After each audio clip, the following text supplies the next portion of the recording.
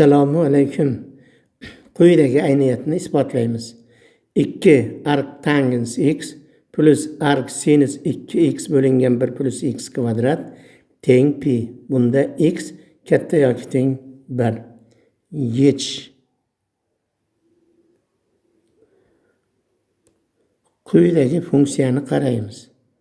Ya'ni fx teng 2 arctangens x plus arcsinus 2x bo'lingan 1 plus x kvadrat.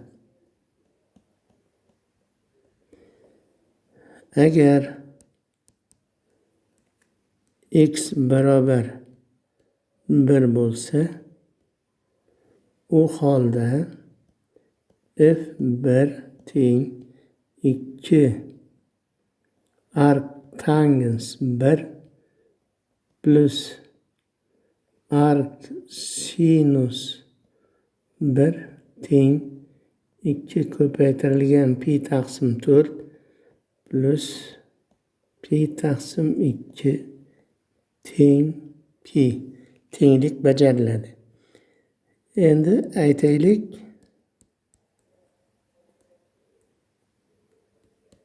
x 1dan katta bo'lsin. U holda fx funksiyadan birinchi tartibli hosil olamiz. Ya'ni bu ayniyatni isbotlashda hosilani tatbiq etamiz. f' x teng 2 arctangens x plus arcsinus 2x bo'lingan 1 plus x kvadratning hosilasi.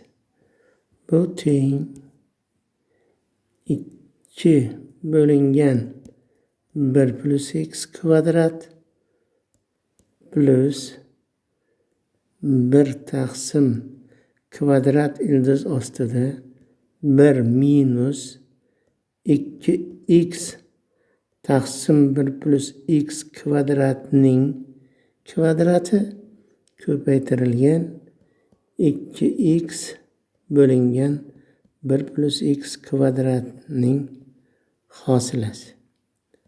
Bu teng 2 bo'lingan 1 plus x kvadrat plus 1 plus x kvadrat taqsim kvadrat ildiz ostida 1 minus x kvadratning kvadrati ko'paytirilgan 2 1 minus x kvadrat bo'lingan 1 plus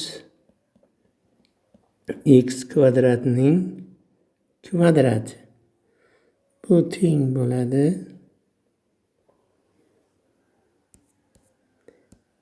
2 bo'lingan 1 plus x kvadrat plus 2 ko'paytirilgan 1 minus x kvadrat bo'lingan 1 minus x kvadratning moduli ko'paytirilgan 1 taqsim 1 plus x kvadrat. Bu teng bo'ladi 2 bo'lingan 1 plus x kvadrat minus 2 taqsim 1 plus x kvadrat. Bu 0 ga teng. Demak, f'x 0 ga teng. U holda fx funksiyamiz o'zgarmas sondan iborat bo'ladi.